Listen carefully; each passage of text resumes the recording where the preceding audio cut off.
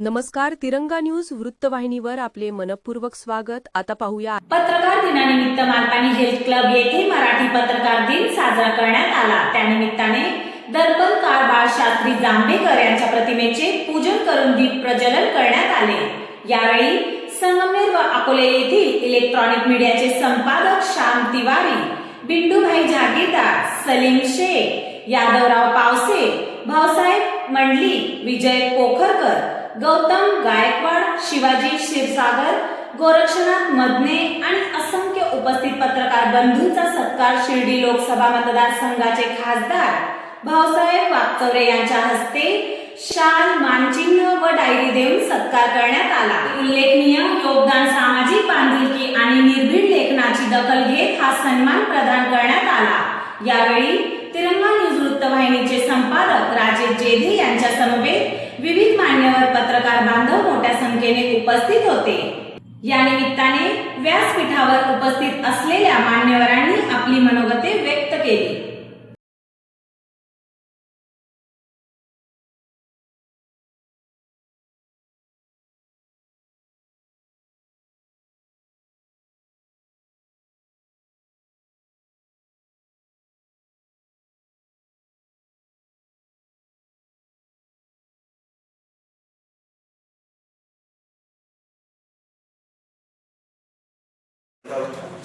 प्रयत्न केलेला आहे.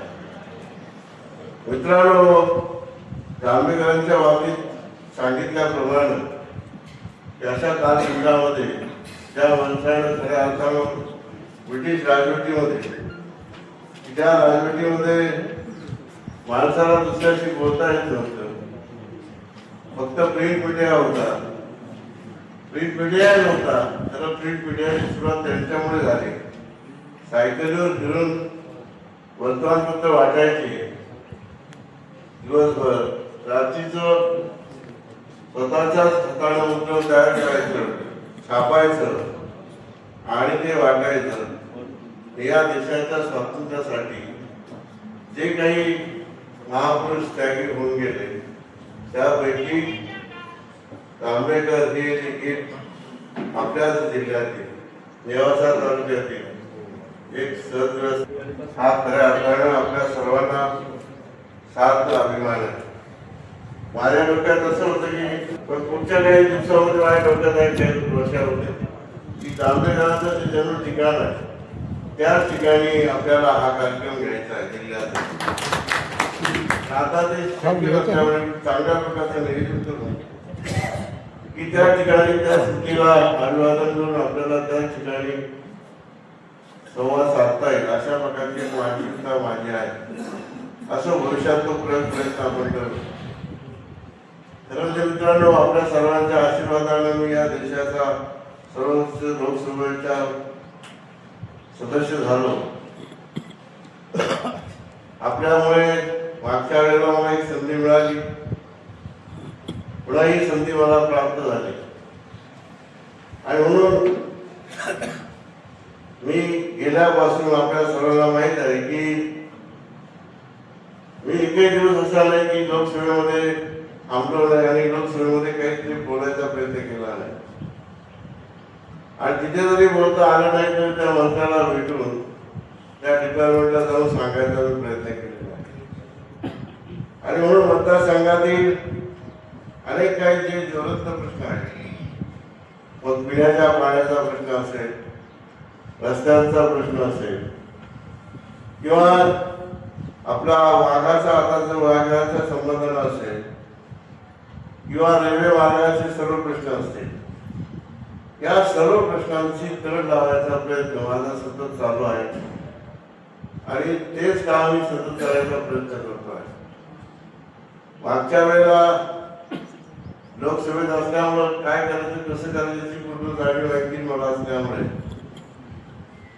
त्यामुळे मला हे काम करताना अत्यंत सोप्यापणाने आता करता येत आहे. म्हणून मित्रांनो, भविष्यामध्ये आपल्या या लोकसभा मतदारसंघामध्ये जेवढं काही तुमच्या माध्यमातून जनतेला सांगता येईल तेवढं सांगण्याचं काम तुम्ही करत आहात. माझी सर्वांना हात जोडून विनंती आहे की जनतेनं आपला माणूस म्हणून मला खऱ्या अर्थानं लोकसभेमध्ये पाठवलं. मी पत्रकार मित्रांचा देखील आपलाच माणूस आहे असं समजा. आपल्या सुखात असेल दुःखात असेल आणि तो राहण्याचा मी प्रयत्न करेन. अशा प्रकारची जवळीक, अशा प्रकारची मैत्री माझ्याशी ठेवा द्या असं देखील या निमित्तानं मी आपल्याला सर्वांना सुचवेन, विनंती करेन. कारण माझं तसं म्हटलं तर मी प्रचंड काम करतोय. म्हणजे मी माझी स्तुती करत नाही, सांगतोय, केलं म्हणून सांगतोय. पण ज्या पद्धतीने मला सोशल मीडिया असेल किंवा बाकीच्या गोष्टीमध्ये ज्या पद्धतीने भेटलं ते मिळत नाही, हे माझं मोठं दुर्दैव आहे. त्याला अनेक कारणं असतील. माझी आपल्या सर्वांना विनंती राहील की मला जेवढं आपल्यासाठी करता येईल. मी पत्रकारांचे विषय मागच्या वेळेला लोकसभेमध्ये मांडले होते, आताही मी मांडण्याचा प्रयत्न करतो आणि भविष्यात मी मांडत राहील. दिल्लीला देखील सर्वांना मी मागे म्हणालो होतो, पण टप्प्याटप्प्याने आपण सर्वांना काही घेऊन जाऊ शकणार नाही. पण मी काहीतरी करू की सर्वांना दिल्लीला देखील घेऊन जाण्याचा प्रयत्न करू, दिल्लीचं नवीन पार्लमेंट दाखवायचा प्रयत्न करू. तोही विचार माझ्या डोक्यात आहे. फक्त आपल्याला आता मी ठरवलं की अकोल्याची पहिल्यांदा घ्यायची आहे या येत्या लोकसभेच्या वेळेला, आणि त्यानंतर दुसऱ्या लोकसभेच्या अधिवेशनामध्ये संगम असे प्रत्येक बाजूला आपण दिल्लीला न्यायचा प्रयत्न आणि प्रयोग करणार आहोत. नेणं म्हणजे त्या ठिकाणी दिल्लीचा जे काय आहे अनेकांनी तर पाहिलं असेल, पण ज्यांनी पाहिलं नाही त्यांच्यासाठी देखील ते महत्वाचं असेल. आणि काही नवीन गोष्टी आहेत तो दाखवण्याचा देखील माझा प्रयत्न राहील. आणि मला तुम्ही देखील फीडबॅक देण्याचे प्रयत्न करा, विनंती राहील की अनेक मुद्दे असे असतात की ते लोकसभेत मांडले पाहिजेत, मंत्र्याच्या कानावर टाकले पाहिजेत किंवा सचिवाच्या कानावर टाकले पाहिजे. मी तुम्हाला माहिती करता सांगतो, मी 7 कमिट्याचा पार्लमेंटरी कमिटीचा सदस्य आहे. या देशाचं जे शेतीचा मी सदस्य आहे. सहकार या देशाचा नव्याने जो होतोय, नवीन कायदा होतोय, त्या सहकार मंत्रालयाचा मी सदस्य आहे. डेअरी डेव्हलपमेंटचा मी सदस्य आहे. डेअरी या देशातील जो व्यवस्था आहे तो संबंधानं. चौथा विषय फूड प्रोसेसिंगच्या संबंधानं आहे. 5वा विषय वंचन या संबंधानं आहे. असे 6 मंत्रालय माझ्या बाजूला म्हणजे कामाला मला मिळालेले आहे, ती सुधारायची काम आहे. त्याचप्रमाणे वेगळ्या महाराष्ट्राचा आपल्याला सांगतो की केंद्र सरकारनं माझं हे पाहून मला या राज्याचा चेअरमन बनवलेला आहे. फायनान्स कॉर्पोरेशन ऑफ इंडिया ते FCI जे याचा त्याचे काम आता सुरू होत आहे.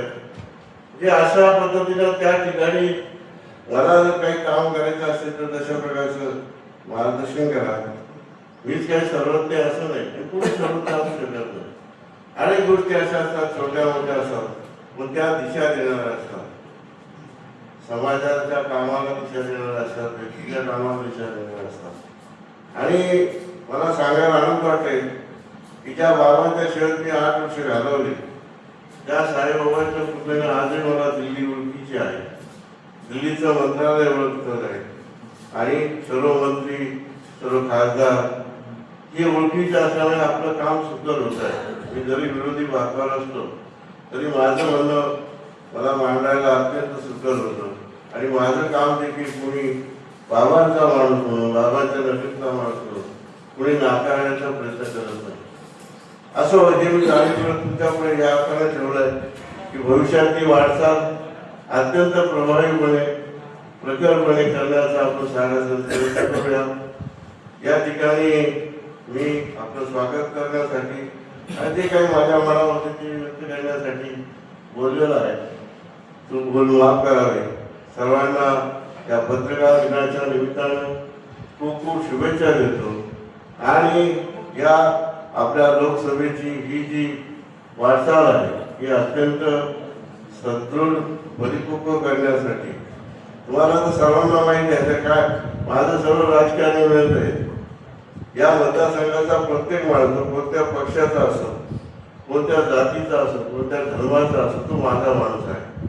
निवडणूक या डोक्यात ठेवणारा माणूस आहे आणि माझ्या डोक्यात निवडणुका संपल्या की मी काही डोक्यात ठेवलेलं नसतं. कुणी मला मदत केली, कुणी काय केलं, माझ्या मनामध्ये मी कधीच आणत नसतो. तेव्हा मला अत्यंत सर्वांनी कुठल्याही पद्धतीचं त्याचं आपण कामं सांगत चला, आपल्या समस्या सांगत चला आणि या मतदारसंघाचे जे काही प्रॉब्लेम आहे ते आपल्याला सर्व मिळून सोडवायचे आहे. ते सोडवण्यासाठी आजपासून आपण सर्वजण कटिबद्ध राहूया, प्रयत्न करूया अशी प्रार्थना करतो. माझं लांबलेलं भाषण संपवतो. जय हिंद, जय भारत, जय महाराष्ट्र. लोकसभा मतदारसंघाचे खासदार आणि त्यांची 2 अतिशय चांगली पुस्तकं या ठिकाणी प्रकाशित झालेली आहेत. त्याचबरोबर व्हॉइस ऑफ मीडियामध्ये ते मार्गदर्शक म्हणून सुद्धा काम करत आहेत. अतिशय आपले सर्वांचे लाडके खासदार डॉक्टर वागचौरे साहेब त्यांनी आज या ठिकाणी आपला 6 जानेवारीचा पत्रकार दिन आज या ठिकाणी आयोजित केलेला आहे आणि व्यासपीठावर उपस्थित असलेले सर्वांचे नाव घेण्यात वेळ घालवत नाही. सर्व मान्यवर ज्येष्ठ श्रेष्ठ सगळी मंडळी आहेत. त्याचबरोबर समोर बसलेले सर्व ज्येष्ठ श्रेष्ठ पत्रकार बंधू आणि भगिनी. खरं तर ज्यावेळेस हॉटेल सेलिब्रेशनला त्यांनी साहेबांनी पत्रकार परिषद घेतली त्याच वेळेस सांगितलं होतं की यावेळेस आपण पत्रकार दिनाचा कार्यक्रम चांगला करू आणि त्यावेळेसच ती चर्चा झाली होती आणि त्याचा योग आज या ठिकाणी आलेला. खरं तर आपण बघतोय की खासदार साहेबांचं काम खूप मोठं आहे. त्याचं कारण असं आहे की मी अतिशय जवळून बघितलेलं आहे. दिल्लीला व्हॉइस ऑफ मीडियाचा संपूर्ण देशाचा केडर कॅम्प त्या ठिकाणी आयोजित करायचा होता. तर महाराष्ट्र सदन मिळावं म्हणून फक्त खासदार साहेबांचं एक पत्र दिलं तरी आम्हाला त्या ठिकाणी महाराष्ट्र सदन उपलब्ध झालं 2 दिवस. म्हणजे काय असतं की जिथं पिकतं तिथं विकत नाही. या माणसाला दिल्लीमध्ये खूप मान आहे, सन्मान आहे. म्हणजे प्रति साईबाबा म्हणूनच त्यांची ओळख तिकडे त्या ठिकाणी आहे. कोणत्याही पक्षाचे मंत्री असू द्या त्यांचं काम होणार म्हणजे होणार असं व्यक्तिमत्व आपल्या शिर्डी लोकसभामध्ये आहे. साहेबांचं काम चांगलं आहे. ठीक आहे, वयोमानानुसार बरेचसे अडीअडचणी आहेत. वेळेचं फक्त साहेब तेवढं बघत चला किमान मीडियाच्या कार्यक्रमाला, कारण सकाळी तर 11 बरोबर सगळी लोक आली होती आणि आपल्याकडे थोडा उशीर झाला. एक तर तुमचा स्वभावही भिडस्त आहे. सकाळी कोण म्हटली चला उद्घाटनाला, तुम्ही उद्घाटनाला जाऊन आहे. शक्यतो मीडियाच्या कार्यक्रमाला कृपया आपण वेळेत उपस्थित राहावं ही सर्वांच्या वतीने आपल्याला विनंती करतो. आणि मला माहित आहे की तुमच्याकडून आम्हाला जाहिराती मिळणार नाही, परंतु जाहिराती जरी मिळाल्या नाही, परंतु मित्रांनो मला या ठिकाणी सांगायचं आहे की दिल्लीतलं आपलं कोणतंही काम असू द्या खासदार साहेबांच्या माध्यमातून ते होईल ही गॅरंटी मी या ठिकाणी देतो, कारण मी स्वतः त्याचे अनुभव घेतलेले आहेत. कोणतंही काम असू दे तर असं व्यक्तिमत्व या ठिकाणी आहे. त्यामुळे त्यांची अपेक्षा आहे की पत्रकारांनी मला सांभाळून घ्यावं. परंतु साहेब तुम्ही सुद्धा पत्रकारांशी संपर्क ठेवला पाहिजे. महिन्यात 3-4 महिन्यातून एका प्रेस बोलवली पाहिजे. प्रत्येक तालुक्यात प्रेस घेतली पाहिजे. तुमचे कामं भरपूर चालतात पण त्याला प्रसिद्धी मिळत नाही कारण तुमचा समन्वय नाही मीडियाशी. त्यामुळं तुमची जी खंत आहे ती फक्त याचमुळे आहे की तुम्ही मीडियाशी टचमध्ये राहिले पाहिजे. वेळोवेळी पत्रकार परिषदा घेतल्या पाहिजे. एखादा चांगला निर्णय तुम्ही सभागृहात संसदेत मांडला असाल तर त्याच्यावर इथं तुम्ही प्रेस घेत चला, जेणेकरून मीडियामध्ये त्या बातम्यांचं काही कोणी जाहिरातीची अपेक्षा नाही ठेवत, कारण ते विषय चांगले असतात. तुम्ही अतिशय पोटतिडकीने त्या ठिकाणी विषय मांडलेले असतात. परंतु जर मीडियाशी समन्वय ठेवला तर ते तुम्हालाही चांगली प्रसिद्धी मिळेल आणि तुमचं जे काही विजन आहे ते पण लोकांपर्यंत पोहोचेल असं मला या ठिकाणी वाटतंय. आज या ठिकाणी पत्रकार प्रिंट मीडियाचे सगळे प्रतिनिधी आहेत, मोठी ज्येष्ठ मंडळी आहेत, काही इलेक्ट्रॉनिक मीडियाचे आहेत. सर्वांना आपण या ठिकाणी बोलवलं. सर्वांचा मान सन्मान आपण या ठिकाणी पत्रकार दिनानिमित्त करणार आहात. त्याबद्दल पुन्हा एकदा सर्व पत्रकार बांधवांच्या वतीने आपलं मनपूर्वक या ठिकाणी आभार मानतो आणि थांबतो. धन्यवाद.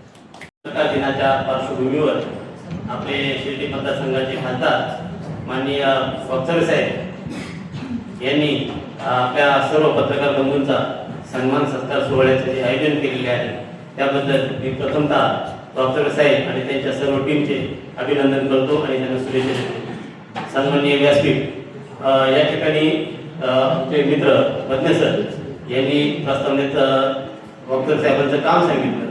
खरं तर वागचौरे साहेबांनी मागील कालावधीमध्ये सुद्धा शिर्डी लोकसभा मतदारसंघामध्ये प्रचंड काम केलं. आणि आजही ते कार्यरत आहेत. दिल्लीमध्ये त्यांचा मोठा दबदबा हे सर्व आहे, परंतु ती वारंवार पत्रकार म्हणून त्यांच्याकडे ती खंत व्यक्त करतो की त्यांचा समन्वय नाही, त्यांचा संपर्क नाही आणि त्यांच्या यंत्रणेचा सुद्धा आपल्या संपर्क नाही. तर वासकर साहेब, तुम्ही खूप छान काम करता, सगळं आहे. मी पुन्हा एकदा ती मध्यस्थानाची जी भूमिका मांडली, जाहिरातीची अपेक्षा नसली त्यांनी सांगितलं, परंतु तरी पण तुम्ही किमान पत्रकारांची छोट्या मोठ्या काही गोष्टी असतात त्याचं तुम्ही नोंद घ्यावी, दखल घ्यावी आणि पत्रकारांसाठी जे काही प्रश्न असतील त्या प्रश्नांसुद्धा सोडवणुकीसाठी तुम्ही प्रयत्न करावे. आज पत्रकार संरक्षण कायद्याचा प्रश्न निर्माण झालेला आहे, त्या कायदा सुद्धा आहे नाही अजून त्याच्याबद्दल शासनाकडून कोणते क्लिअरिफिकेशन नाही. तर त्या संदर्भात सुद्धा आपण दिल्लीत असेल, महाराष्ट्र शासनाकडे असेल पाठपुरावा करावा. पत्रकार पेन्शन आहे, पत्रकार आरोग्य समस्या आहे, पत्रकारांचं संरक्षण आहे, पत्रकारांच्या अनेक मागण्या आहेत. या मागण्यांसंदर्भात आपण आवाज उठवत, दिल्ली दरबारी आवाज उठवत आणि किमान आपल्या कालावधीमध्ये काय 2 प्रश्न जरी पत्रकारांच्या संदर्भात सुटले तरी आम्ही आपले आभारी राहू, अशी या निमित्ताने मी आपल्याकडून अपेक्षा व्यक्त करतो. आणि पुन्हा एकदा डॉक्टर साहेब, आपण आम्हाला निमंत्रित केलं, आमचा जो मान सन्मान करणार आहात त्याबद्दल आम्ही सर्व पत्रकारांच्या वतीने आपले आभारी आहोत. धन्यवाद. सांगितलं की दिल्लीला काही अडचणी आल्या तर त्या ठिकाणी मदत होते. त्याच पद्धतीनं खासदार निधीतून सुद्धा पत्रकारांच्या बाबत आरोग्याच्या किंवा अन्य संदर्भात जी जी कामं असतात त्याचा पत्रव्यवहार तुमच्याशी झाल्याच्या नंतर त्याबाबत सुद्धा सर्वांना अपेक्षित असलेली मदत आपणाकडून मिळावी. पुन्हा एकदा सर्वच पत्रकारांना संगमनेर आणि अकोले विभागातील प्रिंट मीडिया, इलेक्ट्रॉनिक मीडिया सर्वांना आपण बोलवलं, या ठिकाणी सन्मानित केलं. त्याबद्दल तुमच्या कार्याची दखल आम्ही मागे घेत होतो, पुढे निश्चित घेऊ.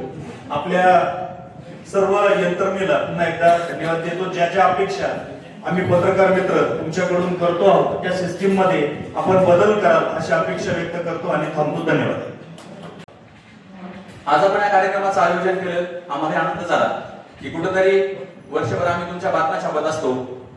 कोणता तुम्ही एखादा उपक्रम राबवला, एखादी योजना आणली किंवा कुठलं काही काम केलं तर त्यात आम्ही प्रसिद्धी देत असतो, छापणं असेल किंवा प्रसारण करणं असेल. तर आज तुम्ही या कार्याची आमची दखल घेतली त्याबद्दल तुमचे मनापासून आभार.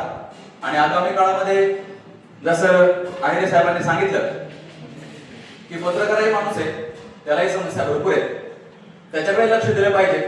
प्रत्येक वेळी घडलेल्या घटनेच्या तोफीच्या तोंडी आम्हीच असतो. तेव्हा हे महत्वाचं आहे की उद्या एखाद्या पत्रकारावर अन्याय झाला, कुठे हल्ला झाला तर तो काय त्याची शहानिशा नंतर करा, पण पहिले त्याच्यासोबत उभे राहा, त्याला किमान सपोर्ट करा. सपोर्ट म्हणजे कसा की बाबा गुन्हा दाखल करणं असेल. आज काय होतं की पत्रकार संरक्षण कायदा हा प्रकार नुसता म्हणतात तो अस्तित्वात बिलकुल नाहीये, पण आम्हाला गरज आहे. आम्ही लढतो, प्रत्येक ठिकाणी सामोरं जातो. आज जर गुन्हेगारीचं प्रमाण पाहिलं तर प्रचंड वाढलं. आज कुणी कोणाचं ऐकत नाही, म्हणजे प्रशासनाचं ऐकत नाही, पोलिसांचं ऐकत नाही, पोलिसांनाही घटिकशाही दिली जाते. अशा वेळेस आमच्यासारख्या पत्रकार जे फील्डवर जातात तर त्यांना जर उद्या काही एखादी अनावधानाला घटना घडली तर त्यांच्या पाठीशी तुम्ही उभे राहा. शासन प्रशासन म्हणून तुम्ही त्यांना काय आदेशित करू शकता तेही करा. आणि पत्रकारांच्या संरक्षणासाठी काय तुम्हाला करता येईल दिल्ली दरबारी विनंती आहे की त्यात तुम्ही मार्ग काढाल, थोडं पुढे जाल.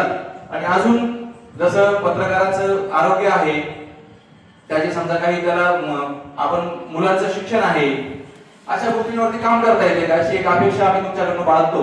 आणि आजच्या या कार्यक्रमाचं तुम्ही आयोजन केलं त्याबद्दल तुमचे प्रिंट मीडिया आणि इलेक्ट्रॉनिक मीडिया या सर्वांच्या वतीनं मनापासून आभार मानतो. धन्यवाद. अनेक वर्षानंतर खासदार वागचौरे साहेबांनी आपल्याला एकत्रित बोलून आपला सन्मान या ठिकाणी ते करत आहेत, त्याबद्दल प्रथमतः मी त्यांचे आभार मानतो. खऱ्या अर्थाने आपल्या लोकसभा मतदारसंघामध्ये खासदार साहेब काय कामं करू शकतात हे खऱ्या अर्थाने जर दाखवून दिलं असेल तर वागचौरे साहेबांनी या तालुक्याला दाखवून दिलेलं आहे.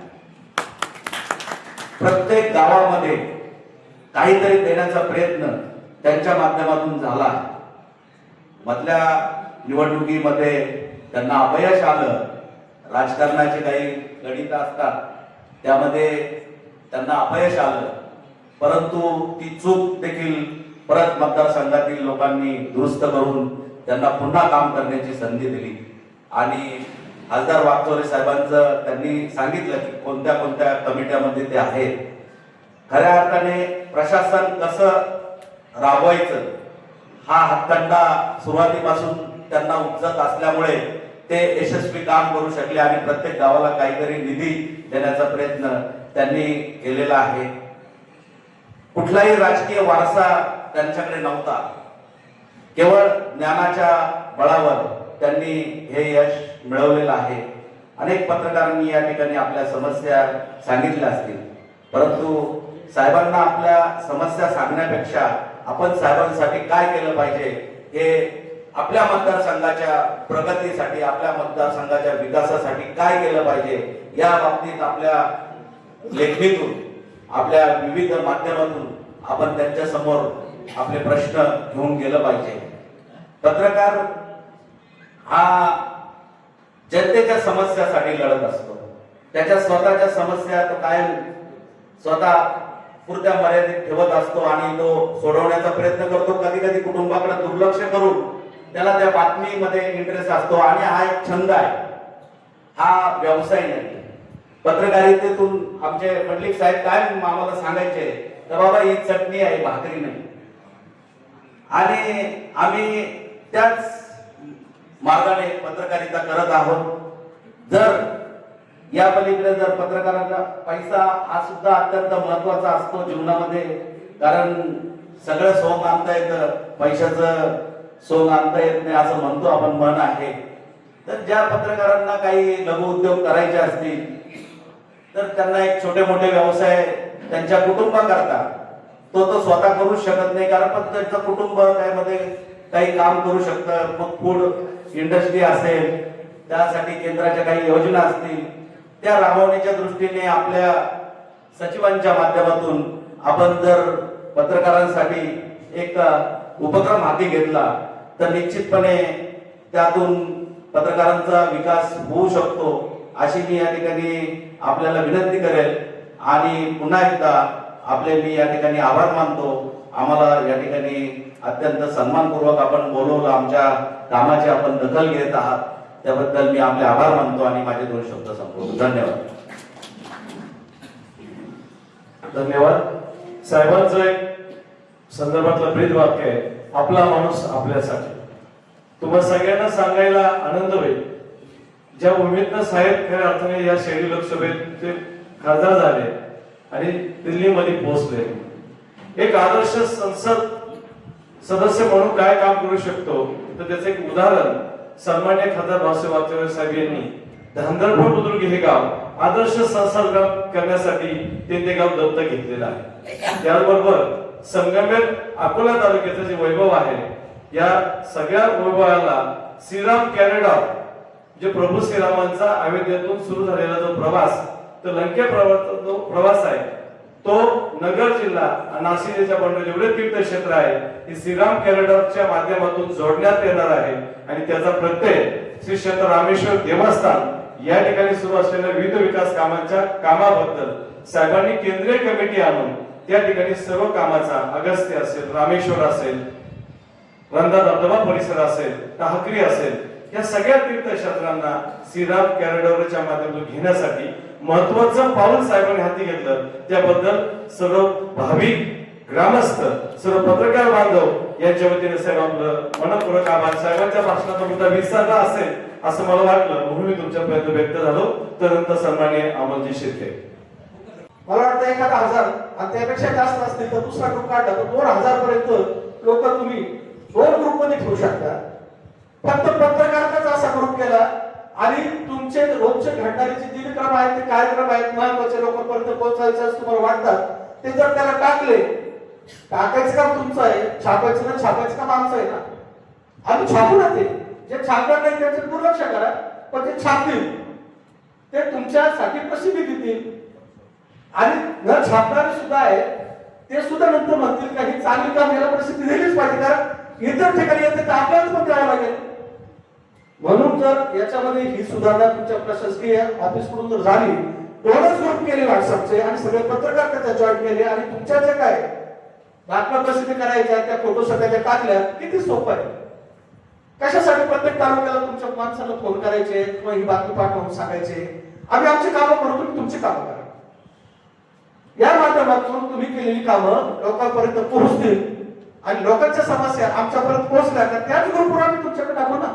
सर्व लोकांना कळेल आणि तुम्हाला कळेल, सोडा लोक आम्हालाही कळेल. अशा पद्धतीने एक विज्ञानाच्या वापरातून, तांत्रिक बाबीच्या वापरातून जर पुढे गेलं आणि जायलाच पाहिजे. आज जर तांत्रिक वापर नाही केला तर मागे राहा. म्हणून आज या पत्रकार दिनानिमित्त आम्हाला सर्व पत्रांना तुम्ही बोलवलं आणि आम्हालाही व्यक्त होण्याची संधी दिली. मी तुमचे आभार व्यक्त करतो. या ठिकाणी असलेले सर्व ज्येष्ठ पत्रकार, माझ्या भूमिका ज्येष्ठ आहेत आणि सर्व माझे सहकारी यांना पत्रकार दिनाची मी शुभेच्छा देतो. धन्यवाद. 2009ला ज्या वेळेला कोपरगाव मतदारसंघाचं विभाजन होऊन पहिल्यांदा सिटी लोकसभा मतदारसंघ अस्तित्वात आला त्यावेळेला सिटीतून पहिल्यांदा निवडून आलेले खासदार म्हणजे भाऊसाहेब वागचौरे आहे आणि त्यांचा तोच कार्यकाळ आपला माणूस आपल्यासाठी म्हणजे जी गाडी गावातून रोज संगमनेरातून जायची त्यावेळेला मी पाहिलं होतं की आमच्या गल्लीतले टाकणे बंधू बद्रीनाथच्या संकटात सापडले होते. म्हणजे बद्रीनाथ देशातलं ते मोठं संकट त्यावेळेला काय फक्त 10-20 लोक असे अडकले तर त्यांना सोडवायचं असं भाग नव्हता. हजारो लोक अडकलेले होते. परंतु अशा परिस्थितीतही खासदार साहेबांनी जो फॉलोअप घेऊन त्या सर्वांची सुटका ते सगळे माणसं सुखरूप घरी पोहोचेपर्यंत त्यांचा जो फॉलोअप आहे तो मी खूप जवळून पाहिलेला आहे. त्याच्यामुळे त्यांच्या कामाचा आवाका जो सुरुवातीचा त्यांचा जो 5 वर्षाचा कालखंड आहे त्या कालखंडात मी स्वतः अनुभवला. मात्र साहेब त्याच्यानंतर जो एक 5-10 वर्षाचा गॅप झाला आणि त्यानंतर तुमचा जो संपर्क दुरावला तो आजही तसाच आहे. म्हणजे गरज नाही आहे की तुम्ही कोणाला काही सांगितलं पाहिजे किंवा कोणाकडून काही अपेक्षा ठेवली पाहिजे. तुम्ही स्वतःच एक बातमी आहात. तुम्ही रस्त्याने गेले तरी बातमी होत होती. तेच दिवस पुन्हा जर आले तर तुम्हाला कोणाला विनंती करायची गरज राहणार नाही. कारण जनसंपर्क हेच बातमीचं माध्यम असतं आणि तुमचा संपर्क तुटला आहे, तुमचा संपर्क कमी झालाय. आमच्यापासूनही तुम्ही फार फार दुरावलेत. म्हणजे माझ्या माहितीनुसार निवडणुकीनंतर अध्यक्ष साहेब आपण पहिल्यांदा भेटतोय खासदार साहेबांना, अशी आमची परिस्थिती आहे. आणि मला असं वाटतं की संगमनेर आणि अकोले या 2 तालुक्यांनी तुमच्यावर खूप प्रेम केलं. म्हणजे ज्या पद्धतीने 6 विधानसभा मतदारसंघाचा एक लोकसभा मतदारसंघ होतो त्या 4 विधानसभा मतदारसंघांनी तुम्हाला मागच्या वेळेला मागच्या निवडणुकीचा जर विचार केला तर 4 मतदारसंघांमध्ये तुम्हाला मताधिक्य कमी पडलेले आहे. मात्र संगमनेर आणि अकोले या दोघांच्या पुढेही 4 तालुके टिकू शकले नाही. इतकं लोक प्रेम करतायत तुमच्या त्या प्रेमाची उतराई म्हणून आता सध्या जो ज्वलंत एक विषय चाललाय पुणे नाशिक रेल्वे मार्गाचा DMRT म्हणून वळसा घालून तो थेट शिर्डीकडे वळवला जातोय. हा एक ज्वलंत मुद्दा आहे. भविष्यातला विकास त्याच्यावर अवलंबून आहे आणि संगमनेर अकोले तालुक्यात बरंच काही त्याच्यामध्ये बदल होणार आहे. अकोल्याने बऱ्यापैकी लीड त्यात या आंदोलनामध्ये घेतलंय आणि तुमचा संपर्क म्हणजे साक्षात तुम्हाला दिल्लीमध्ये साईबाबांचे प्रतिनिधी म्हणूनच तुमच्याकडे पाहिलं जातं. तुमचा शब्द मला वाटतं दिल्लीमध्ये प्रमाण असेल.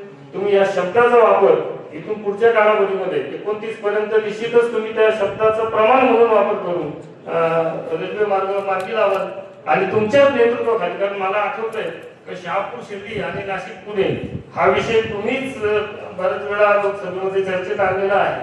तुम्ही खूप सक्रिय खासदार आहात आणि तुमचा शब्द हा मानला जाईल असं मला वाटतं. या प्रकारात तुम्ही लीड घ्यावं आणि संगमनेरकरांची जी स्वप्नपूर्ती अनेक दशकांची ती तुमच्या माध्यमातून पूर्ण व्हावी ही अपेक्षा व्यक्त करतो. धन्यवाद. गावोगावी सभामंडप आणि विकास कामे केली हे त्यांच्या कामाचं श्रेय हा शिर्डी मतदारसंघ कधीच विसरणार नाही.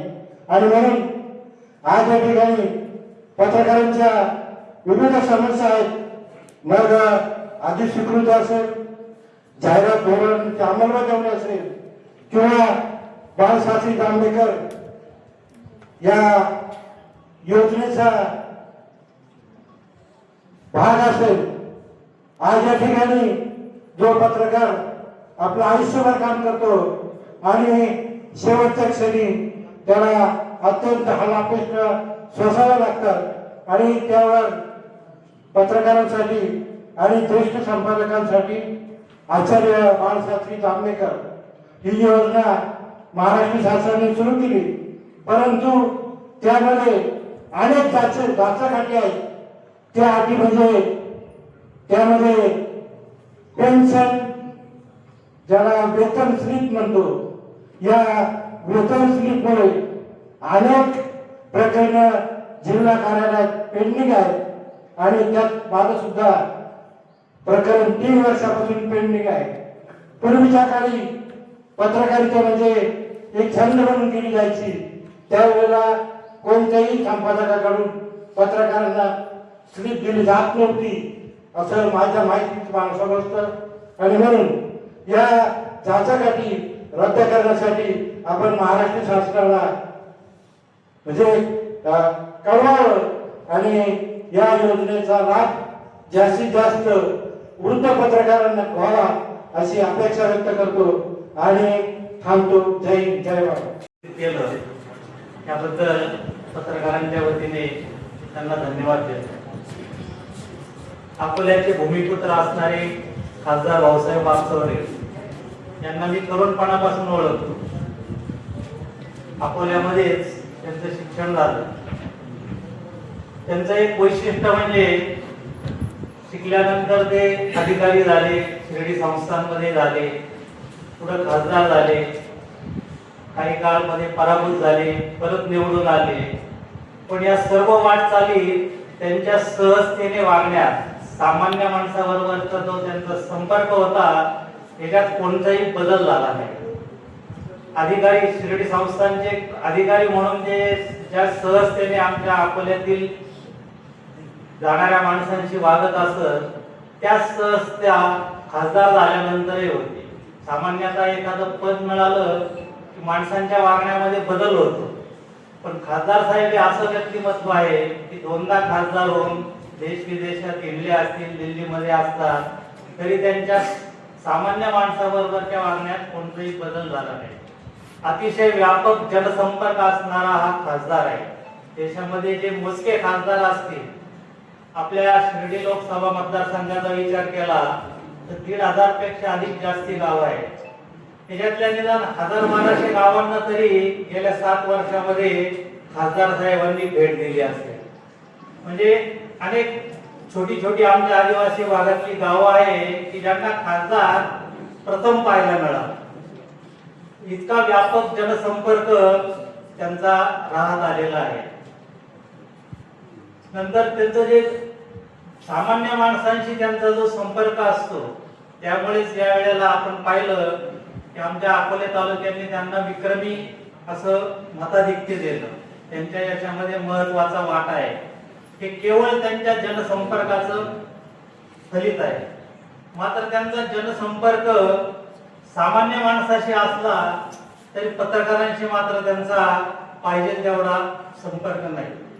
आजचं युग हे माहिती तंत्रज्ञानाचं आणि माध्यमांचं आहे. छोटे छोट्या कार्यक्रमाचंही जे छोटे छोटे कार्यकर्ते असतात त्यांच्याही स्वतःचे माध्यम यंत्रणा असते, पण खासदार साहेबांची तशी यंत्रणा नसल्यामुळे आपल्यापर्यंत केलेलं त्यांचं कार्य पोहोचत नाही. ज्या वेळेला व्यक्तिगत त्यांच्याशी बोललं होतं त्यावेळेला ते आपल्या देशभर वेगवेगळ्या प्रश्नांवर, वेगवेगळ्या संसदीय समित्यांवर किती व्यापक स्वरूपाचं काम करत असतात हे समजतं. की आपल्या तालुक्यातला, आपल्या भागातला एखादा खासदार देशाला भेडसावणारे जे वेगवेगळे प्रश्न असतात, कारण जो कारभार आहे आपला मुख्यतः संसदीय समित्या ज्या असतात त्याच्या मार्फत वेगवेगळे कामं होत असतात. तर या अनेक समित्यांवर आजपर्यंत त्यांनी काम केलेले आहे आणि मूलभूत स्वरूपाचं काम केलेलं आहे. पण कोणताही जनसंपर्क पाहिजे तेवढा नसल्यामुळे आपल्यापर्यंत ते पोहोचलेलं नाही. तर या निमित्ताने आपण सर्वांनी अपेक्षा व्यक्त केलेल्याच आहे. तर त्यांनी एक प्रभावी जनसंपर्क माध्यम जर निर्माण केलं तर आज त्यांना मिळती त्याच्यापेक्षा अधिक प्रसिद्धी मिळेल आणि मुख्यतः आपल्यालाही अनेक गोष्टी देशाच्या पातळीवर समजतील. खासदार साहेब याचा विचार करतील. ग्रामीण भागाचे तुम्ही अनेक प्रश्न मांडलेले आहे, या प्रश्नांकडेही ते निश्चितपणे सहानुभूतीने पाहतील.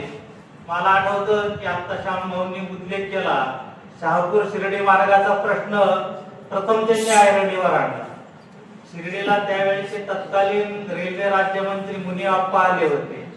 खासदार साहेब शिवसेनेमध्ये होते, ते मंत्री काँग्रेस पक्षाचे होते, तरी त्यांनी आम्हाला पत्रकारांना तिथं नेऊन त्यांच्याशी संपर्क घडवून आणला आणि या रेल्वे मार्गाची मागणी अतिशय आग्रहाने मांडली. मुनिअप्पांनी सुद्धा सर्वेचं आश्वासन दिलं होतं. कुठं दुर्दैवानं नंतर मंत्रिमंडळात बदल झाला, खासदारही बदलले आणि तो प्रश्न दीर्घकाळ मागं पडला. आताही परत त्यांनी या प्रश्नाला हात घालावा आणि आपल्या दोन्ही तालुक्यांच्या दृष्टीने महत्वाचा असणारा हा प्रश्न मार्गी लावावा. तसेच आपण जे व्यक्त केलेले आहे या सर्व प्रश्नांकडेही त्यांनी निश्चितपणे लक्ष द्यावं अशी आपल्या सर्वांतर्फे विनंती करतो. परत एकदा आपल्याला सर्वांना बोलवल्याबद्दल आभार व्यक्त करतो. थांबतो. धन्यवाद. काही या ठिकाणी मुद्दे मांडलेले आहेत. तर म्हणजे पहिला मुद्दा सर्वांनीच मांडला तो बरोबर आहे, मी काही नाही म्हणणार नाही. समन्वय किती महत्वाचा आहे ते तुम्ही दाखवून दिलेलं आहे. पण त्यासाठी काय करायला पाहिजे, मर्यादा करायला पाहिजे, संपर्क यंत्रणा ठेवायला पाहिजे वगैरे वगैरे या गोष्टींचा मी निश्चितपणानं आजपासून प्रयत्न करणार आहे. त्याचप्रमाणे या ठिकाणी इतर काही गोष्टीचा वापर झाला. त्यामध्ये प्रामुख्यानं पत्रकारांचे जे संरक्षण कायदा आहे किंवा पत्रकारांच्या संवर्धनाचे काही विषय आहेत, आरोग्याच्या संबंधानं आहे, शिक्षणाच्या संबंधानं आहे, ते निश्चितपणानं आपण मला सांगा कशी मांडायची, कुठे मांडायची, कोणाजवळ मांडायची मला माहीत आहे.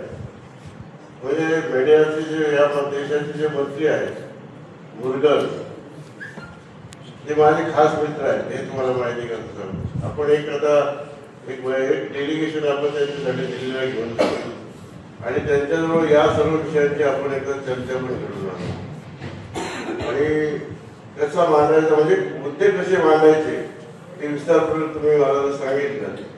तर लोकसभेमध्ये देखील पेन्शनचा मुद्दा आला, हा सुद्धा निश्चितपणे मांडता येईल, त्यामध्ये लढाई करता येईल. कारण तुम्हाला माहिती करता सांगतो की EPS पेन्शन ही गोष्ट आहे की जे लोक सहकारमध्ये कामाला आहेत, जे लोक बँकांमध्ये कामाला आहेत, सहकारी बँक किंवा कोऑपरेटिव्हचा सेक्रेटरी आहे, या सर्व ज्या व्यक्ती आहेत ज्यांना पेन्शन योजना लागू आहे. परंतु 9 ते 14 मध्ये मी हा विषय म्हणजे हाताशी घेतला होता. त्यावेळी कोश्यारी कमिटी होती, त्या कोश्यारी कमिटी समोर मांडण्याचा 4-5 वेळा प्रयत्न केला, यशस्वी झालो.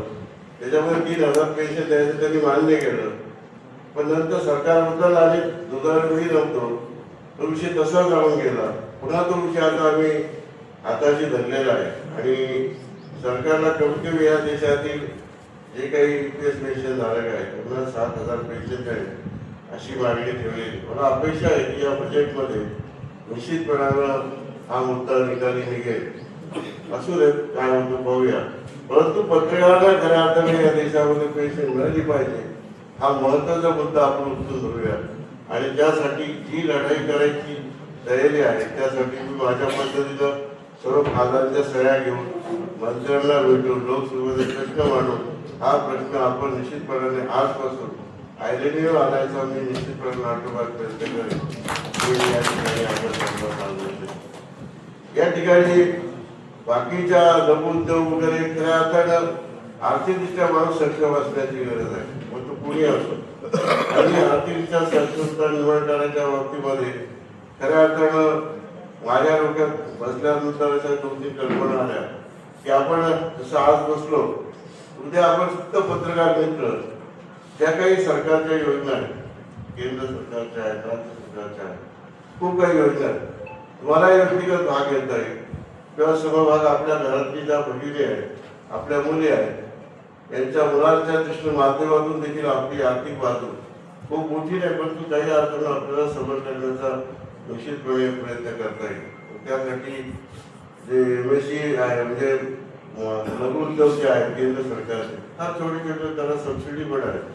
त्या काही योजना आहेत, राज्य सरकारच्या काही योजना आहेत. माझ्या डोक्यात एक कल्पना आली की मी CSR फंडातून एक योजना घेतोय महिलांसाठी, महिलांसाठी शिवण प्रशिक्षण. तर त्याच्यामध्ये केंद्र सरकारची एक योजना आहे ती जवळजवळ मंजुरीच्या प्रक्रियेमध्ये आहे. तर त्याच्यामध्ये 35 महिलांसाठी गट केला की आपल्याला त्या महिलांसाठी शिक्षण देणारी एक NGO आहे ती प्रशिक्षण देईल 2-2 तासाचं 3 महिने, आणि त्या महिलेला 18,000 रुपयाची शिवण मशीन दिली जाईल. म्हणजे आपल्या घरातील भगिनी त्यामध्ये त्या शिवण मशीनच्या माध्यमातून काही कारण थोडासा चलन चालवायला उद्योग सुरू राहील. अशा अनेक गोष्टी आहेत.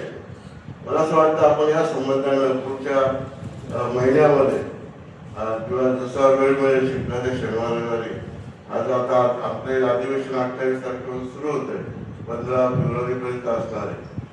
मधला जो गॅप आहे मार्चमध्ये परत अधिवेशन आहे, त्या गॅपमध्ये आपण एक बैठक घेऊ आणि या बैठकीमध्ये असं काय करता येईल आपल्याला सक्षम होण्यासाठी निश्चितपणे आपण असा एक प्रयत्न करूया. दुसरं माझ्या डोक्यात कल्पना आली की पत्रकार भवन तुम्हाला माहिती पाहिजे असेल, तुम्ही माझ्या खात्यातून आज म्हणजे कमीत कमी 10 लाख रुपये द्यायचे जाहीरच करतो. प्रत्येक तालुक्यात एक गाव, आता अकोल्यापासून तर नेवाशापर्यंत प्रत्येक तालुक्यात एक पत्रकार भवन असावं.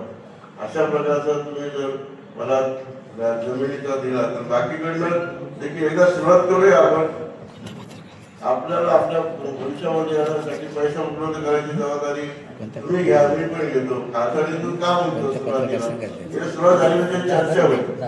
परंतु अनेक जे केंद्र CSR फंड आहे किंवा इतर अनेक गोष्टी आहेत, डोनर आहेत, त्यातून आपण ते उभं करायचा प्रयत्न करू. अशा प्रकारचा प्रयत्न देखील आजपासून आपण लक्षात ठेवूया करूया. याबद्दल इथे जे काही मुद्दे मांडलेले आहेत त्याचं मी नोटीस केलेलं आहे, मी काही विस्तार करून बोलणार नाही. परंतु मित्रांनो, आपण या ठिकाणी आलात त्याप्रमाणे मला एक प्रमाणे तुमच्या भाषणातून बोलण्यातून प्रोत्साहित झालेला आहे, प्रभावित झालेला आहे. आणि निश्चितपणे मी आपला मित्र म्हणून, आपला घरातला माणूस म्हणून आपल्या सुखाशी दुःखाशी मी सतत सहभागी. नमस्कार, तिरंगा न्यूज वृत्तवाहिनीवर आपले मनपूर्वक स्वागत. आता पाहूया आजच्या काही ठळक घडामोडींना. ग्रुपमध्ये फॉरवर्ड करा. संपर्क राजेश जेधे 98 50 42 51 15.